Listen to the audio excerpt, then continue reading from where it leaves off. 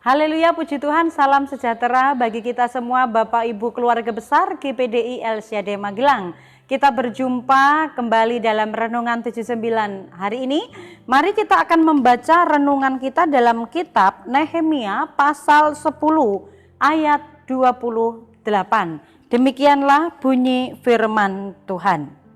Dan orang-orang yang lain yakni para imam dan orang-orang Lewi, para penunggu pintu gerbang, para penyanyi, para budak di bait Allah, dan segala orang yang memisahkan diri dari penduduk negeri untuk patuh kepada hukum Allah, serta istri mereka, anak-anak lelaki dan anak-anak perempuan mereka, begitu juga semua orang yang cukup dewasa untuk mengerti. Ya, puji Tuhan, kalau kita belajar atau membaca di sini adalah tentang bagaimanakah umat Israel atau juga kaum Lewi maupun para imam, mereka ada di kelompok-kelompokkan untuk melakukan atau mengerjakan tugas pelayanan mereka masing-masing ya. Mereka dikelompok-kelompokkan, yaitu di sini kalau kita melihat untuk melakukan pembubuhan meterai, ada bagian-bagian yang mereka harus kerjakan di dalam bait suci atau bait Allah ya.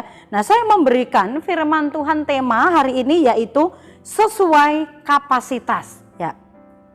Dalam pembacaan ini kita belajar ada nama-nama atau kaum-kaum yang dikelompokkan dalam penugasan di bait Allah ya, atau di dalam bait Allah. Di situ dikatakan juga ada imam. Seorang imam itu bertugas sebagai perantara untuk membawa doa atau persembahan umat-umat kepada Allah. Kemudian ada kaum Lewi. Kaum Lewi ini bertugas dan bertanggung jawab untuk merawat perabot bait Allah, kemudian juga mengurus semua tentang peribadatan, tentang kemah suci, dan juga mengatur pelayanan peribadatan yang ada di dalam bait Allah sebagai seorang hamba Tuhan tentunya ya. Kemudian juga ada penunggu pintu gerbang. Ini dikhususkan orang-orang yang menunggu pintu bait Allah atau pintu gerbang bait Allah menyambut orang-orang yang akan datang atau masuk ke dalam rumah Tuhan ya. Kalau di dalam gereja ini juga seperti penyambut jemaat begitu ya Bapak Ibu. Mereka ditugaskan untuk menyambut umat siapa saja yang akan masuk ke dalam rumah Tuhan. Kemudian ada para penyanyi, dikatakan mereka satu kelompok sendiri yang bertugas untuk memuji Tuhan, memuliakan Allah di dalam peribadatan tersebut. Kalau saat ini kita mungkin ada seperti paduan suara atau kelompok yang ditugaskan untuk menampilkan pujian atau membawa pujian bagi nama Tuhan. Nah, orang-orang ini dikatakan dipilih bertugas sesuai dengan kapasitas mereka masing-masing, dan siapapun yang dipilih tentunya mereka harus mengerjakan tugasnya dengan sungguh-sungguh sesuai dengan kemampuan yang dipercayakan atau sesuai dengan tugas yang dipercayakan kepadanya. Kapasitas artinya adalah kemampuan ya.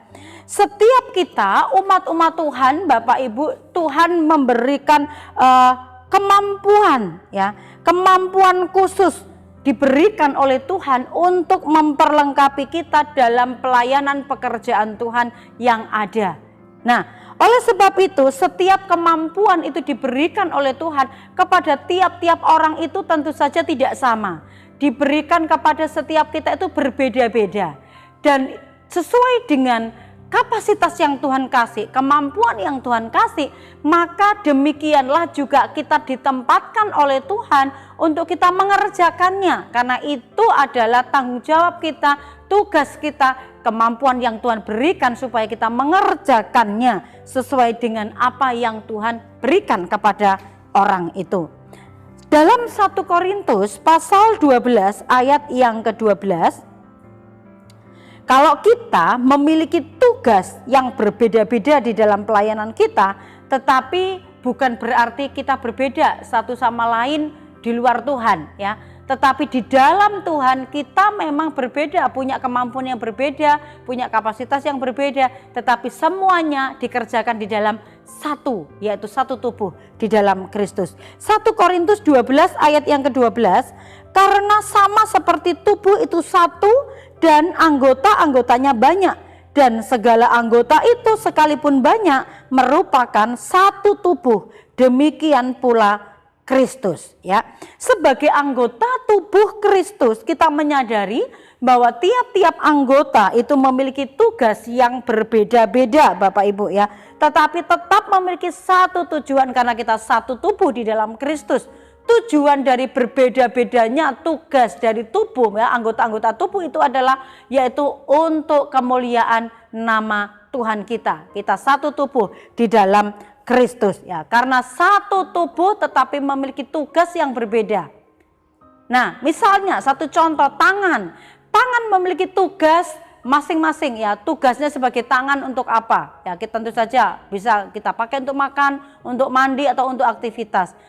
Dan tentunya tugas tangan itu berbeda dengan kaki. Demikian juga sebaliknya.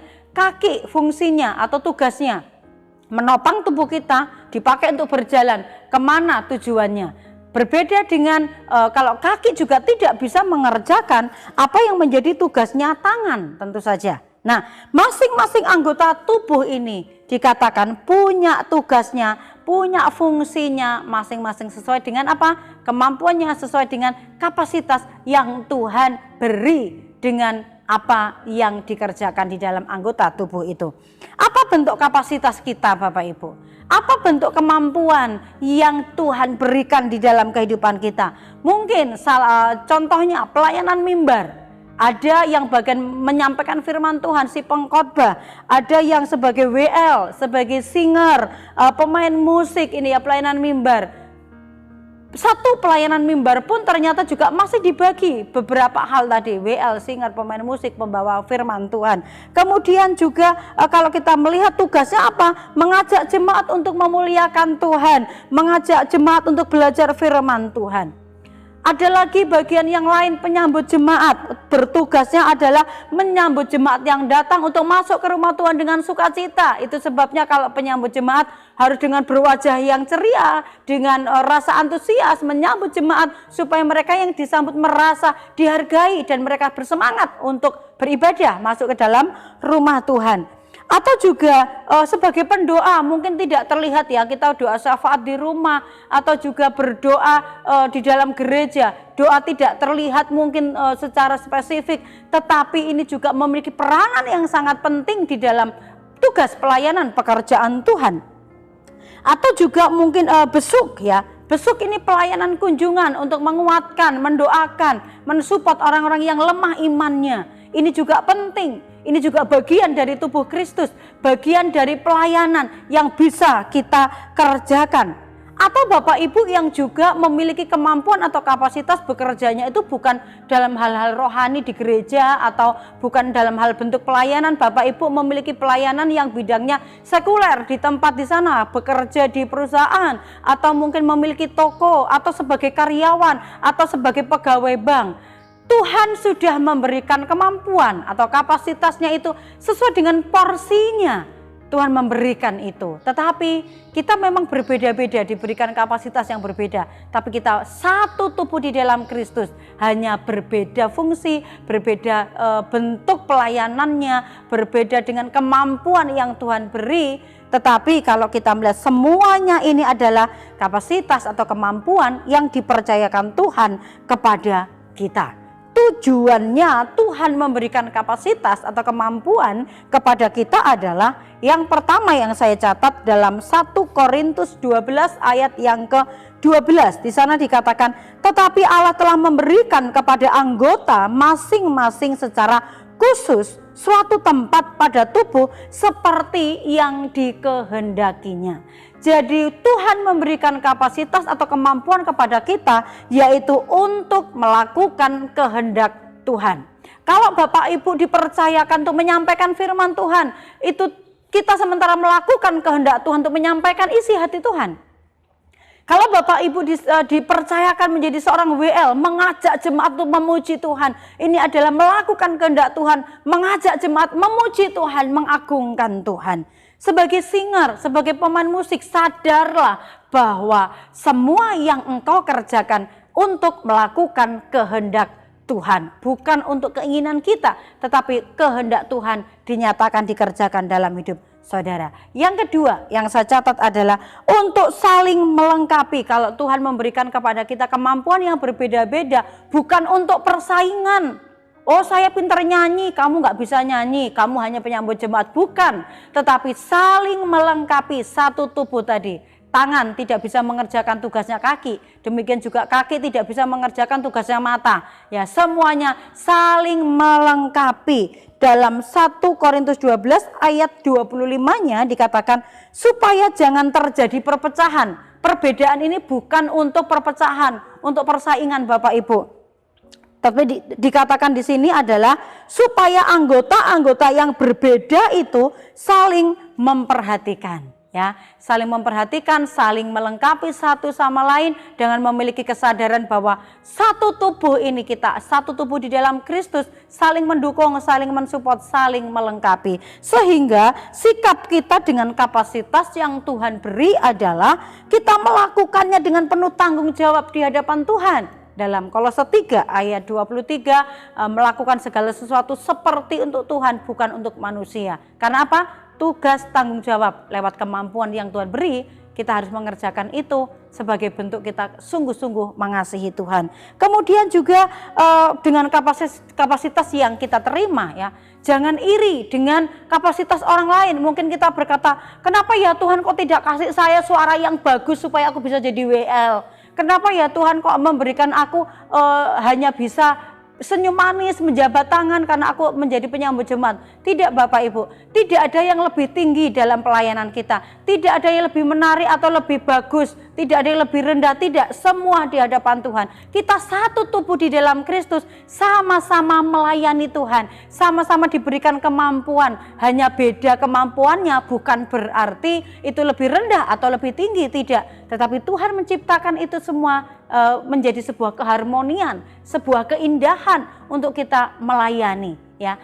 Tidak ada orang yang tidak diberikan talenta, tidak diberikan kemampuan, tapi semua kita diberikan kemampuan oleh Tuhan, sekalipun itu berbeda-beda. Tapi tujuannya adalah untuk mempermuliakan nama Tuhan. Kalau Tuhan sudah memberikan kapasitas kepada kita, kemampuan kepada kita, yang harus kita lakukan, ya, maka sikap kita juga kita belajar mengembangkan kapasitas itu. Mungkin kita memang menginginkan sesuatu lebih lagi, ingin lagi. Aku tidak mau terbatas melayani itu hanya ini saja. Aku ingin melayani yang lain, nggak apa-apa Bapak Ibu, ya, tidak apa-apa. Kita boleh belajar mengembangkan hal itu semua. Tetapi jangan jadikan itu sebagai sebuah persaingan atau sebagai sesuatu hal yang mungkin kita menganggap supaya kita bangga akan hal itu. Tetapi kembali lagi, mengerjakan segala sesuatunya tujuannya untuk kemuliaan nama Tuhan. Kerjakan kapasitas yang Tuhan beri sesuai dengan apa yang Tuhan beri,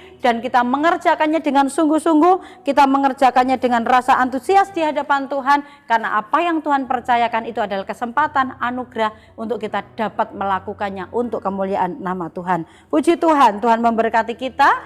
Kiranya Bapak Ibu senantiasa menjadi orang-orang yang juga terus bertumbuh dengan kapasitas, kemampuan yang Tuhan percayakan bagi kita semuanya. Tuhan memberkati kita semua, dan terima kasih bagi Bapak Ibu yang dengan setia mendengarkan Renungan 79. Kiranya firman Tuhan itu akan membawa Bapak Ibu senantiasa semakin mencintai firman Tuhan. Dan bagi Bapak Ibu yang ingin didoakan atau memiliki pokok-pokok doa tertentu, ingin didoakan dengan doa-doa tertentu, Bapak Ibu dapat menyampaikannya. Atau juga Bapak Ibu yang ingin menceritakan kesaksian, pertolongan, mujizat, pemulihan keluarga, pekerjaan dan lain sebagainya, dapat menyampaikannya melalui chat WhatsApp 0813 274 20088. Mari kita akan bersama-sama membagikan kesaksian atau juga saling mendukung dalam doa supaya kita bertumbuh bersama-sama di dalam Tuhan Yesus. Mari kita terima firman Tuhan ini dengan sukacita, kita tundukkan kepala, kita berdoa. Ya Tuhan, kami bersyukur buat firman-Mu.